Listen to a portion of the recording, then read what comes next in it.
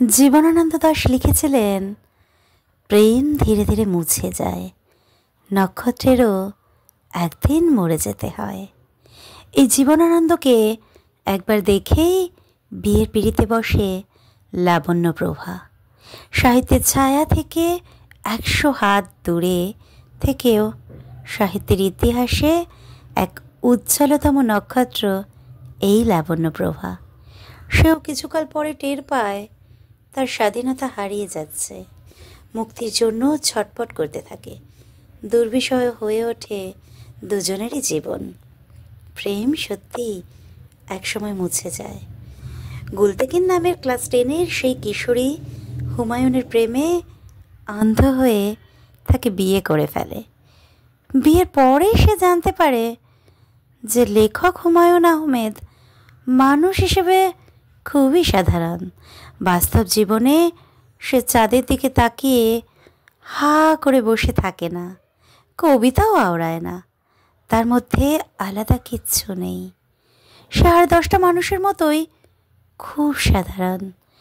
স্বপ্নভঙ্গের মতো ব্যাপার ঘটে তার জীবনে। গুলতেকিন বারবার বলতে থাকে, তোমার লেখাই ভালো, অন্য কিচ্ছু ভালো না, তুমিও ভালো না। আসলেই ভালোবাসা রং বদলায়। নন্দিতা রায়ের বেলা শেষে সিনেমায় এই কঠিন ব্যাপারটা খুব সহজ করে বোঝানো হয়েছিল। হাতের ওপর হাত রাখা খুব সহজ, সারা জীবন বইতে পারা সহজ নয়। সহজ না হওয়ার কারণ ওই একটাই, ভালোবাসা সত্যিই রং বদলায়। আসলে প্রেম ভালোবাসার সহজলভ্যতার এই পৃথিবীতে সবচেয়ে বিরল দুটি জিনিস, মনের মানুষ এবং মানুষের মন।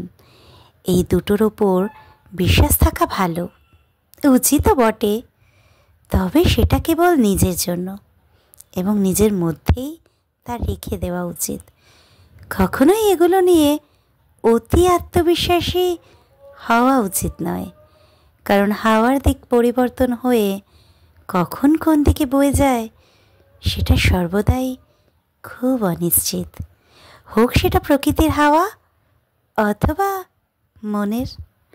আসলেই ভালোবাসা রং বদলায়, ভাঙা মন জোড়া লাগে, কিন্তু ক্ষত রয়ে যায়, ক্ষত চিরন্তন।